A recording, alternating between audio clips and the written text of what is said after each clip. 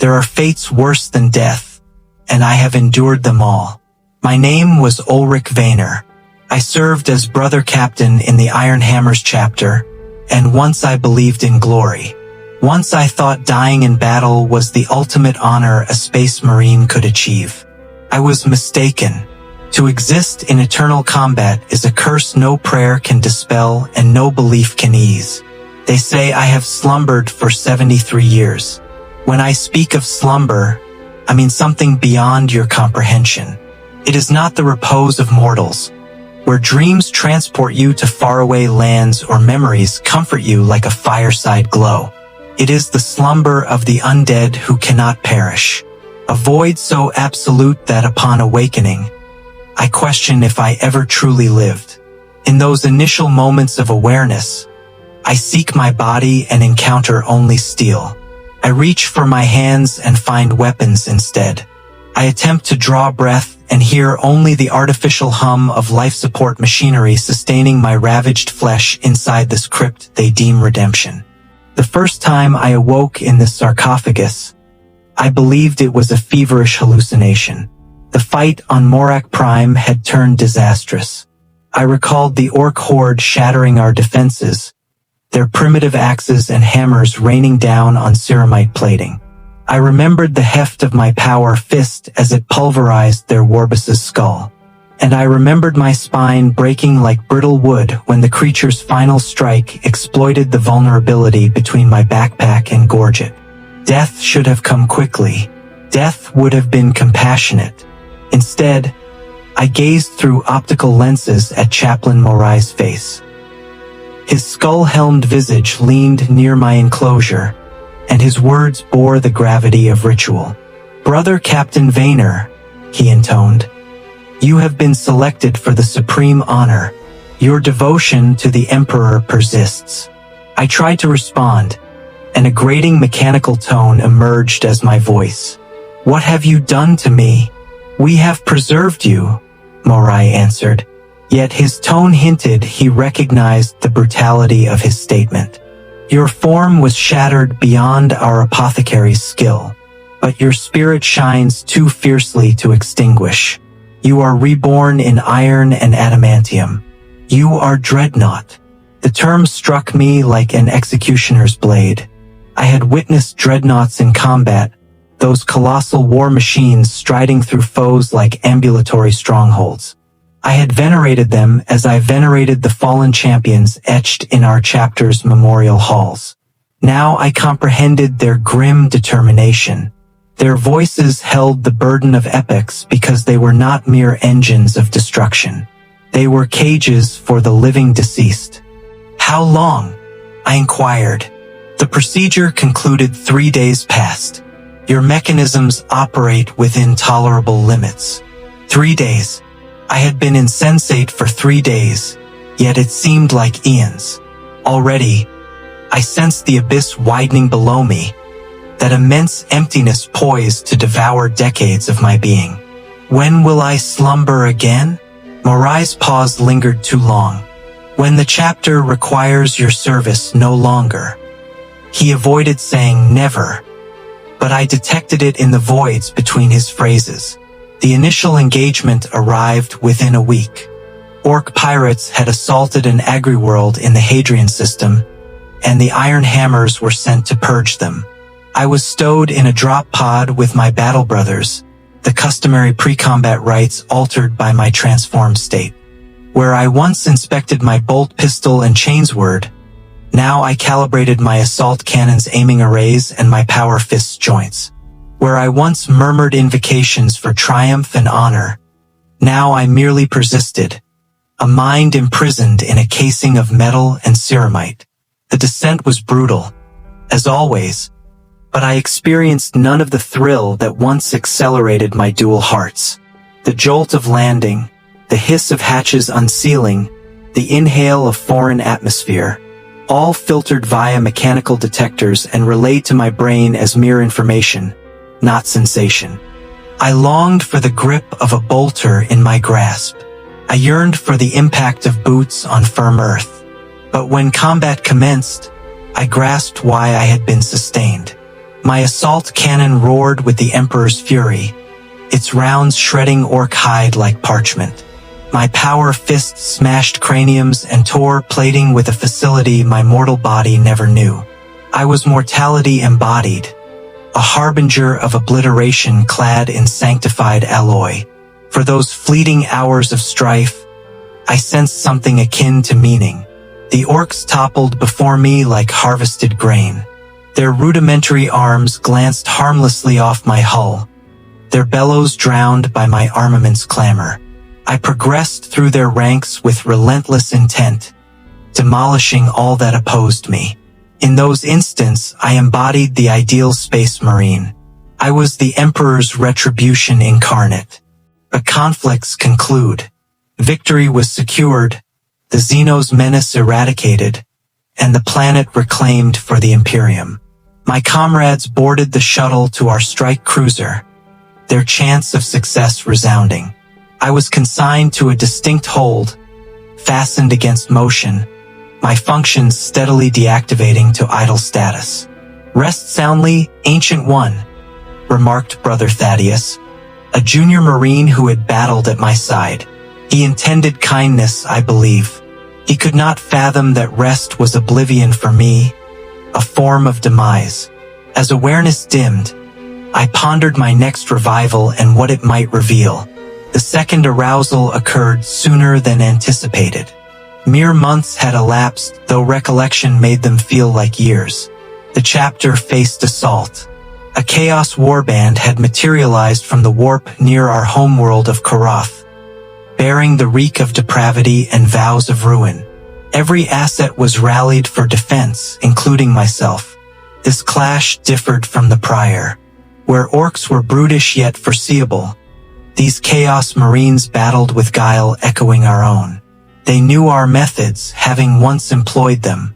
They foresaw our plans, having once devised them. Worse, they exploited our vulnerabilities, having once shared them. I engaged a Chaos Dreadnought, a construct of corroded iron and wailing demonic visages.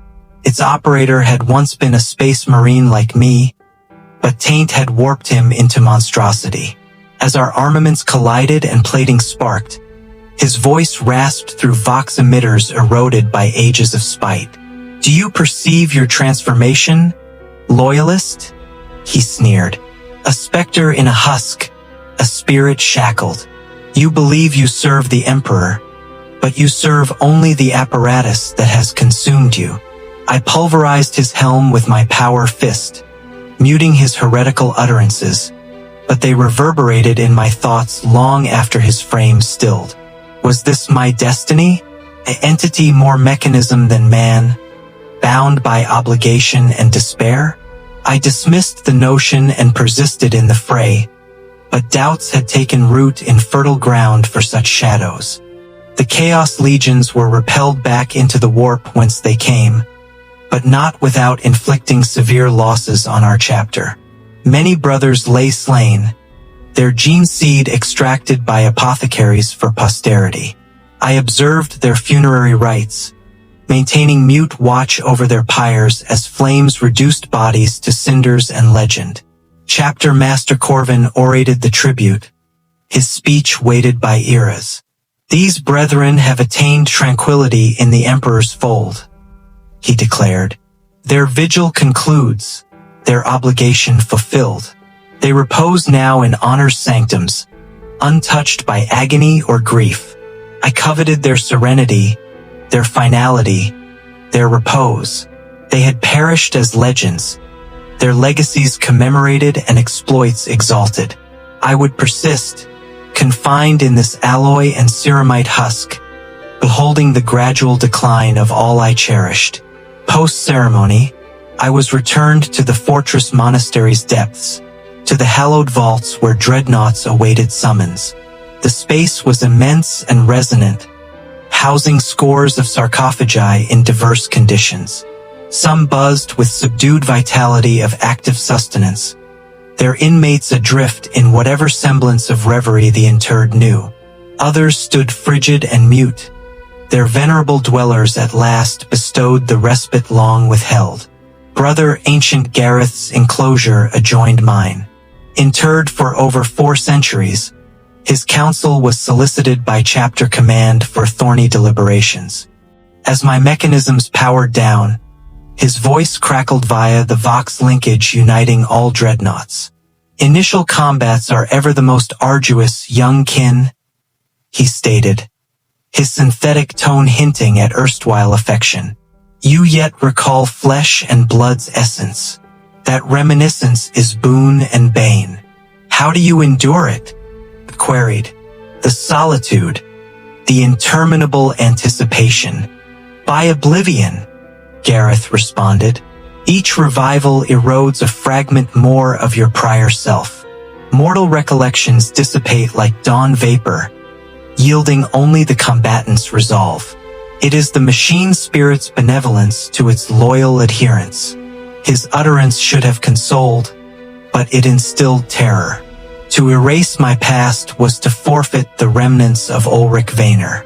Would I devolve into a mere armed intellect, a firearm capable of cognition but devoid of aspiration? The notion horrified me beyond any adversary confronted. Slumber engulfed me anew, and this interval endured longer. Upon next arousal, hoarfrost coated my sarcophagus, and stagnant, recirculated air assailed my olfactory processors. The vault seemed dimmer than recalled, numerous dreadnoughts now inert and soundless. I attempted Vox contact with Gareth, but his channel yielded only interference. Brother Ancient Gareth reposes, intoned an unfamiliar voice. Another dreadnought spoke, his enclosure adorned with accolades unseen before. His sentry ceased 37 years hence. I am Brother Ancient Matthias. Greetings to the awake, Brother Ulrich. 37 years. I had dormant for 37 years, during which Gareth had at last received genuine demise's tranquility.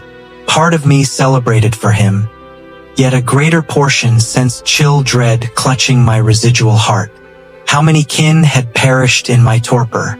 How vastly had my familiar realm altered? What have I overlooked? I asked. Abundance and paucity, Matthias answered. Conflicts waged and triumphed. The chapter has inducted fresh kin to supplant the departed. The imperium persists as eternally, but particulars, countenances, appellations, these wane with chronology. Solely timeless truths abide. I was roused for further warfare, though I no longer recollect the foe or theater. Expeditions merged in my recollection like rain-smeared pigments. Orcs, Chaos Marines, Eldar Corsairs, apostate imperial contingents. It ceased to signify. I had evolved into my intended form, a tool in the Emperor's armory, directed at any mark necessitating annihilation. Yet each revival unveiled alterations. My comrades' visages grew youthful and alien. Readiness ceremonies shifted subtly, evoking decades fleeting as days. Our vessels and bastions' designs evidenced refinements by successions of tech marines who knew me solely as a venerated elder from afar. Most unsettling were my internal shifts.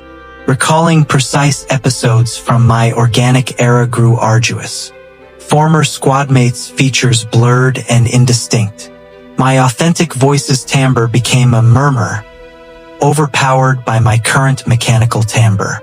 Even my name felt estranged, as if another's. In one revival, I accessed chapter annals to investigate my history. The chronicles existed, meticulously curated by librarians. Yet perusing Brother Captain Ulrich Wehner's saga resembled examining an outsider's biography. Here was a figure who spearheaded assaults across myriad worlds. A fighter who garnered comrades' admiration and foes' dread. A paragon whose feats warranted encasement in vital iron. But I sensed no link between that individual and my present state. The recollections lingered, sequestered in my brain's biological sectors, yet they appeared another's property. It was as if Ulrich Wehner had expired on Morak Prime, and another entity had arisen, donning his identity like mismatched attire. It was amid Valethra's beleaguerment that I truly grasped my transformation's terror. The orb was a shrine world, its terrain blanketed in colossal cathedrals and sacred edifices ascending heavenward like petrified supplications. The adversary was a chaos sect that had infiltrated the planetary regime's core, perverting the devout inwardly until invocations turned profane and piety to perdition. Appeared especially zealous about pitting me against heretics over Xenos, as if my mission's sanctity elevated their labor. But as I was placed in the drop pod with a tactical squad, I scrutinized their visages via optical feeds. They were juvenile, even for astartes, their panoply gleaming with fresh fabrication. One, Sergeant Corrin by his tag, resembled a past acquaintance, though the memory eluded precision. "This is a privilege, Ancient One," Sergeant Corrin declared as the pod readied for ejection. "My grandsire recounted combating with you in the Morak campaign." The Morak campaign. I queried my databanks and retrieved detailed stratagems and loss evaluations, sans effective resonance. Orcs featured and a protracted hive siege, but human facets had eroded with time and my neural decay. "Your grandsire was an exemplary fighter," I stated, though his likeness, timbre, or demise escaped me. "He perished honorably." "He existed honorably as well," Corrin retorted. "He frequently claimed observing your warfare resembled beholding the Emperor's ire embodied. More vacant accolades, futile commendations. I had absorbed such over eras, and they stirred not. I was my essence, a armament shrouded in a long-deceased man's mythos. The youth's perceived splendor where I sensed only. The plummet to Valethra's surface was turbulent, atmospheric gales battering our vessel as it plunged through overcast skies. Impact was fierce enough to fracture one tactical marine's helm against his harness. I registered nothing, my colossal chassis too firmly anchored and armored for such trifles. The metropolis we entered was faith's despoiled testament. Where spires once exalted the emperor, now warped icons of ruinous powers marred the masonry. The atmosphere thickened with enmity, laden with orisons to unnameable entities. Even my synthetic detectors discerned the pervasive aberration. Yet as we traversed avenues once resonant with devotional chants, I realized no indignation at the profanation. Defiled shrines and vandalized effigies should have ignited holy rage, propelling me to vengeful deeds. Instead, I merely indexed each ruin's strategic ramifications, observing how apostates repurposed hallowed sites as bulwarks. First opposition arose at St. Margar's Cathedral, where cultists fortified behind upended benches and improvised barriers. They unleashed lost fire as we neared, beams glinting off our plating like wrathful constellations. I countered with my assault cannon, munitions splintering their defenses and disintegrating their forms. "Proceed," I ordered, and the tacticals advanced with honed accuracy, their bolters dispensing demise to all defying the Emperor's decree. But observing their labor, I computed viable attrition thresholds rather than fretting for their safety. Sergeant Corvin sustained a loss hit to his shoulder, piercing the joint of pauldron and plastron. The injury was minor for Astartes, yet it hemorrhaged and pained him. In my prior existence, a kin's wound would have evoked concern or ire at its perpetrator. Now, I merely logged his diminished efficacy and revised projections. "Can you persist, Sergeant?" I queried. "Affirmative, Ancient One," he affirmed, patching his breach with sealant foam. "It demands more than heretic filth to halt a son of Korath." Sons of Korath. The idiom roused a distant echo of pride or kinship, enduring centuries of mechanized being. But it was tenuous, like a dream's vestige, vanishing as I sought to seize it. Valethra's crusade spanned months. We battled through tainted metropolises and violated sanctuaries, our strides on soil hallowed by innumerable pilgrims' devotions. Each skirmish, each conquest drove the heretics to their ultimate redoubt in the world's chief cathedral pinnacle. But as hostilities unfolded, I noted shifts in my accompanying Marines. Perpetual chaos exposure, routine blasphemy sightings eroded their morale. They initiated extra purification rites post-clash, devoting hours to orison and contemplation to expunge absorbed impurity. I bore no such ethereal load. Chaos emblems inciting kin to rage or despondency registered as mere acquisition points. Sites for incineration via ordnance. Heretical incantations prompting veterans to muffle their auditors were mere acoustics to filter. I had attained corruption immunity not via piety or sanctity, but by lacking sufficient humanity for enticement. This epiphany dawned during the pinnacle's climactic breach, invading the inner sanctum of the cult's overlords. The room was sanctity's inversion, walls etched with sigils writhing in flickering illumination. Centrally loomed a once human entity, now transmuted into a visually agonizing form, even to my synthetic perceptions.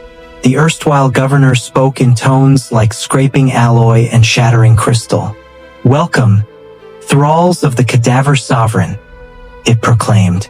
"Behold the verity beyond your vaunted imperium's shroud. Witness devotion's recompense." Sergeant Corvin leveled his bolter, but tremors afflicted his hold. Others fared likewise, conviction clashing with encircling depravity. I alone stayed impassive, my acquisition systems serenely locking the obscenity mocking them. "I discern only another objective for termination," I retorted, unleashing fire. My assault cannon thundered familiarly, projectiles rending the entity's mutated tissue with exactitude. It perished as all do under adequate barrage, its sacrilegious being concluded by violence's plain exertion. My kin acclaimed, conviction renewed by wickedness's downfall, but I sensed nothing. Slumber overtook me afresh, but dreams diverged. Instead of customary nullity, I traversed corridors familiar yet odd. Walls bore recognized battle laurels, but subscripts named unknown Marines. Closer inspection blurred inscriptions, as if scrutiny induced dissolution. I proceeded to a chamber I ought to recognize, though unmoored in memory. Centrally stood a power-armored silhouette, back turned, scrutinizing a tactical hologram. Turning, it revealed my face unworn for centuries. "Greetings, Ulrich," it said, voice mine prevox substitution. "Who are you?" I asked, though cognizant. "I am your former self," it replied. "The man who perished on Morak Prime, the fighter they professed to rescue. I am all excised when they entombed you." I attempted speech, but my tone emerged as accustomed rasp, jarring in this mnemonic realm. "Why manifest? To recollect," it said. "To reveal what they seized in granting this perpetual semi-existence. Survey yourself, Ulrich. Behold your becoming." I surveyed and for centuries first perceived as others did. I was a colossal alloy ceramite behemoth, ambulatory armament faintly human resembling. Limbs were ordnance and mounts, torso an armored vault shielding scant flesh housing my residual awareness. I was no armored man, but mechanism harboring a man's phantom recollections. "They claimed honor," I said. "They claimed much," the apparition countered. "Service enduring, wisdom guiding progeny, sacrifice immortalized. But what omitted?" I pondered long, reviewing intimate rites and utterances over my shattered frame. "They omitted forgetting," I concluded. "Each revival distances me from prior self. They omitted self-alienation." The figure nodded mournfully. "They cannot disclose lacking comprehension. Tech priests view functional continuity. Chaplains glorify sacrifice, flesh's eternal transmutation. None grasp the toll. What toll? Queried, dreading. You, it stated plainly, all constituting Ulrich Wehner, your humanity, what elevated you beyond cogitating armament. You perish incrementally, dissolving like ink in fluid until mechanism and protocol remain. I yearn to refute, asserting some unaltered fragment, but evidence was incontrovertible, progression undeniable. Each revival diminished me, augmented machine. Soon only Dreadnought would endure, name-bearing sans essence. How long? Imminently, it replied. You already strain recalling visages, bonds, beyond tactical fulfillment. Soon, like deep vault brethren, ageless, yet void of prior identity. Dream waned, figure translucent as awareness beckoned wakefulness. But parting words, retain this dialogue, Ulrich. As capable, retain humanity's sensation.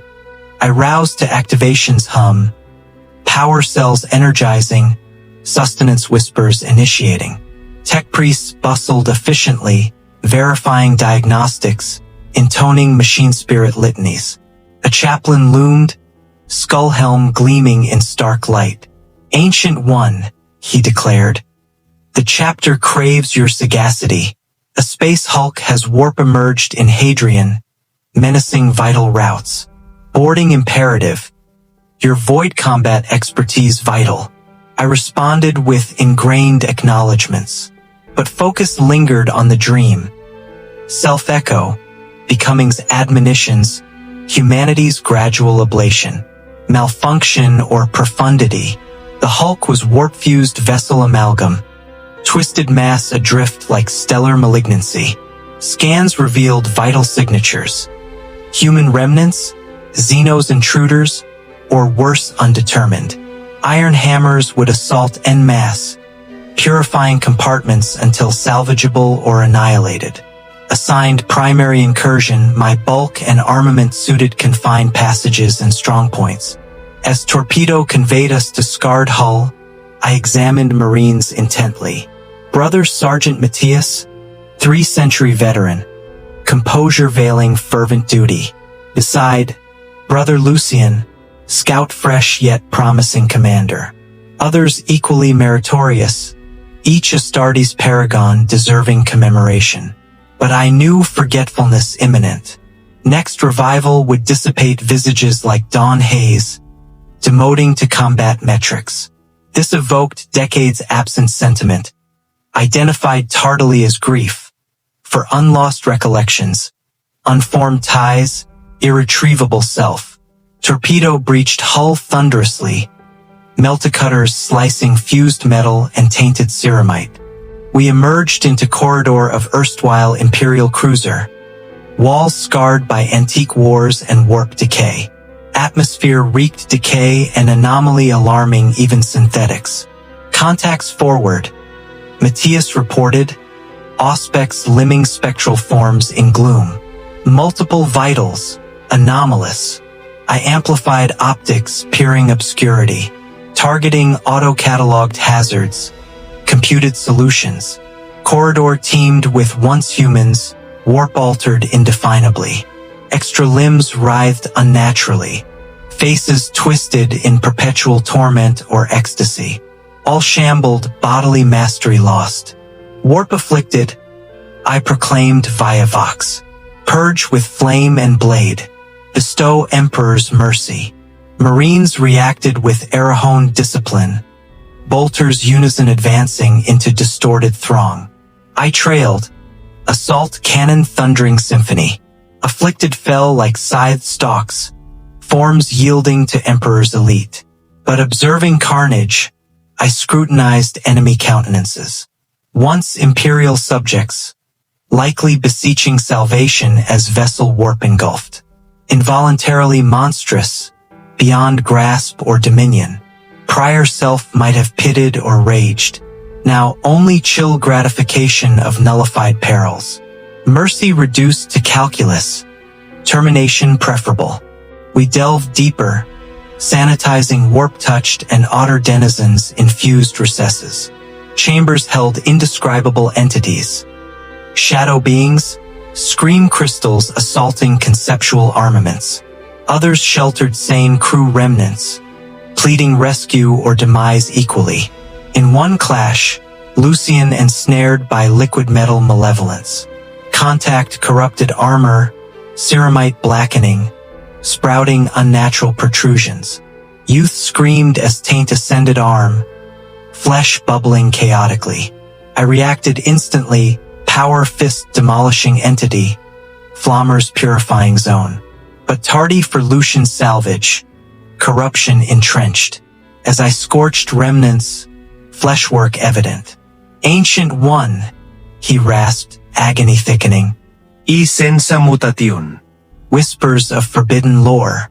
Terminate air chapter shaming. Request impacted profoundly. Neophyte warrior requesting mercy death over soul loss. Prior life would weigh decisions sorrow, truncated potential, personal termination. Now, viewing corrupted Lucian only tactical logic. Compromised contagion risk. Equation clear, eradicate. I elevated power fist, field crackling. Join Emperor kin, vigil ends. Strike swift, merciful cranium crushed pre-pain. Lucian perished dignified, gene seed reclaimed for lineage. But viewing lifeblood pooling on tainted deck, I realized Act's emotional void. No grief, ire, loss for curtailed promise. I was their creation, cogitating armament, feeling absent. Mission spanned weeks, methodically sanitizing while tech marines assessed salvage. Foes varied, warp-maddened ferals to extra-real malices, chaos embodied. Throughout, I functioned precisely, threat identification, response optimization, elimination efficiency from centuries warfare.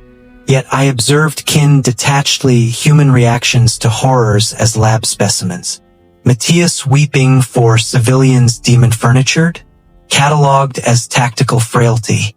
Chaplain Erasmus blasphemies rage, noted inefficiency versus logic. Y analyse d'humanity sans participation, recaligne émotion sans directe expérience. Dream shifted from glitch to portent, residual self-valediction.